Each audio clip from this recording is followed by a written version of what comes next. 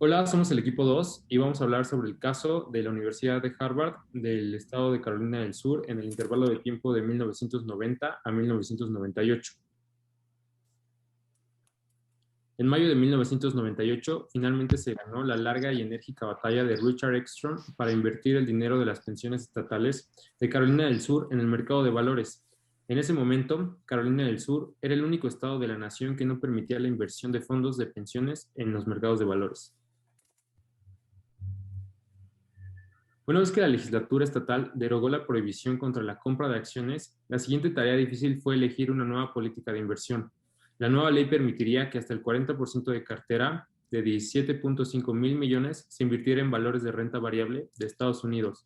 Ekstrom y sus colegas tuvieron que decidir cómo Carolina del Sur debería modificar su cartera de pensiones.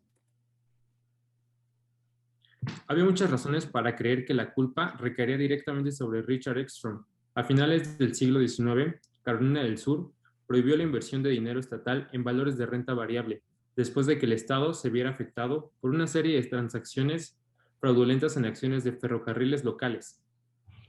Ekstrom, un contador público en ejercicio que había trabajado en una auditoría de las finanzas del Estado a fines de la década de los 80, sintió que esta política había sobrevivido con creces a cualquier utilidad que alguna vez pudo haber tenido. Si bien los cálculos del gobierno habían supuesto una tasa de rendimiento del 8% sobre las inversiones en ese fondo, un informe de los consultores de inversiones Wilshire Associates convirtió que tal rendimiento, advirtió, sería muy difícil de lograr, ya que el rendimiento esperado de los bonos a largo plazo era solo del 6,5%. Wilshire Associates clasificó al Fondo de Pensiones de Carolina del Sur en la parte inferior de los fondos de jubilación estatales en términos de criterios de retorno de inversión.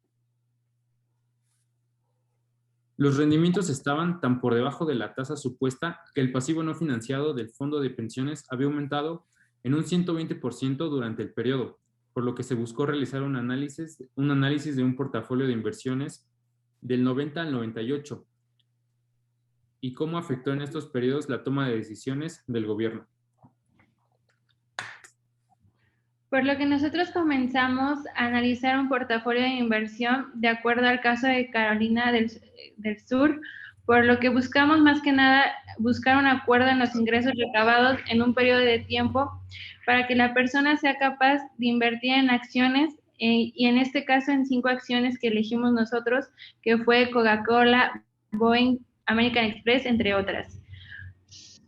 En una hoja de cálculo, lo primero que debemos hacer es colocar una columna con las acciones elegidas para poder que en Yahoo Finance buscar los rendimientos del mercado y especificación del apartado y colocando el precio de cierre debido a que preferentemente sale cada viernes a las 15 horas y para obtener el dato en el momento que la Bolsa Mexicana de Valores cierre en el último nivel en el que su negocio un activo antes que él.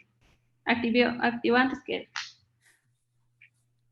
Aquí podemos checar más que nada el IPC y los rendimientos del mercado, como también los rendimientos de mercado de cada acción. El rendimiento del mercado más que nada son los CETES, entonces los escogimos del año de 1990 al 98, para luego de ahí sacar, posteriormente nos van a explicar mis compañeros acerca de algunas opciones de mejor, peor y normal. La que sigue. Después de especificar nuestro precio de compra, que en este caso nosotros especificamos el precio de compra del 31 del 12 de 1998, vamos a buscar los lotes, en este caso que si son más, el precio es mayor a 200 pesos, nada más serían 5 acciones, y si no, digo 5 lotes, y si son menores ya serían los 100 lotes. Y estamos haciendo como un supuesto que tendríamos un monto de inversión de los 2 millones para poder tomar en cuenta que nuestra cartera de inversión tenemos un monto invertido de 1.997.000 y un efectivo de 2.430. Después de haber calculado los montos invertidos como los de inversión, empezamos a evaluar el portafolio de inversión, primero sacando la W, para que los montos invertidos en total del monto invertido estén resultado con la serie de los porcentajes que sea debajo de un 10%. ¿La que sigue? Y por lo consecuente, en cada una de las acciones buscamos calcular del precio, por ejemplo, en este caso del precio, por ejemplo, del 3.7, menos el 3.8, entre el 3.8 de cada uno de los meses, bueno, días de los años. ¿La que sigue? Para después buscamos en una tabla calcular el rendimiento del mercado de cada una de las acciones de los años que ya anteriormente les había dicho. Esto para hacer que el IPC sea de acuerdo a un índice bursátil. ¿Listo? Ok. Bueno, al reconocer cuál es el mejor rendimiento del mercado, el peor, el normal y el mejor se colocan en una tabla, como podemos ver. En este caso se especificó el mejor en color verde, el amarillo como normal y el rojo como peor. Después se busca el rendimiento esperado de cada una de las acciones para como consiguiente se pueda calcular el rendimiento del mercado del portafolio, por lo que se coloca la probabilidad del 20% para la mejor, para la normal 50% y para el peor el 30%, para después multiplicar el rendimiento del mercado con la probabilidad. Y la suma de estos resultados nos debe dar el rendimiento esperado de cada una de las acciones. Después de haber calculado cada una de las acciones, se deberá calcular el rendimiento esperado del portafolio, el cual es multiplicar la W con los rendimientos esperados de cada acción. Esto sumando nos da como total el rendimiento esperado del portafolio.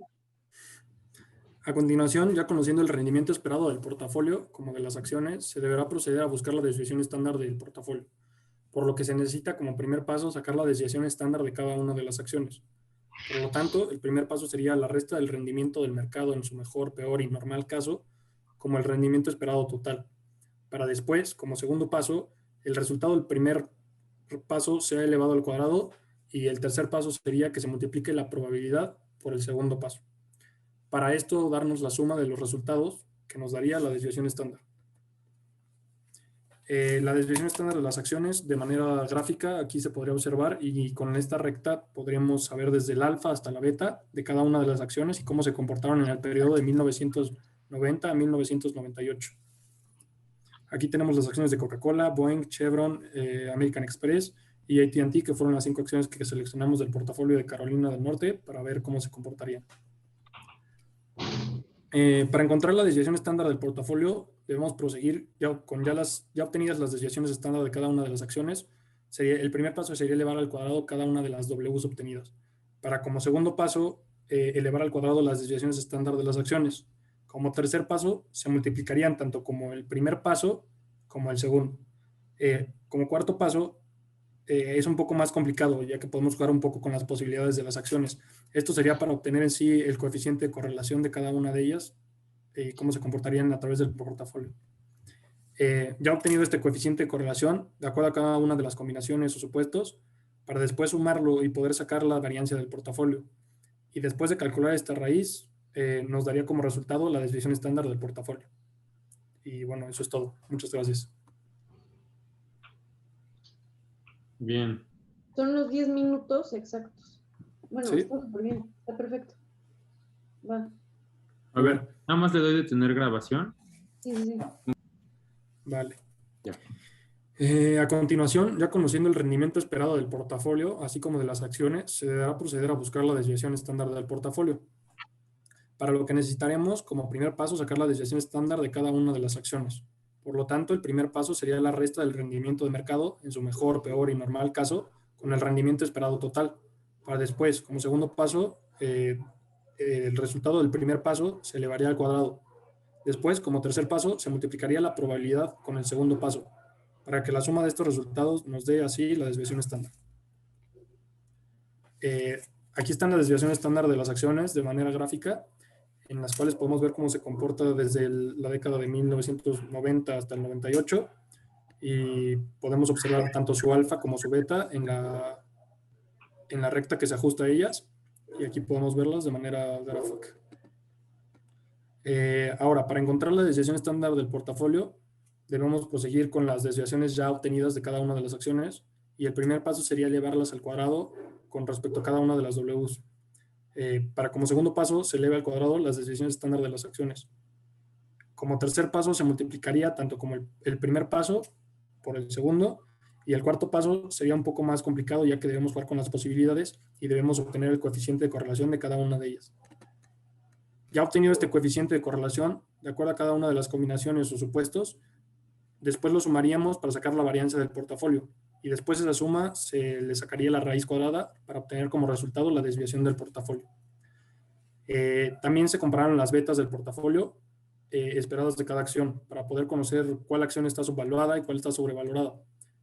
Esto se puede conocer con esto se puede conocer con cuál acción deberíamos invertir nuestro capital.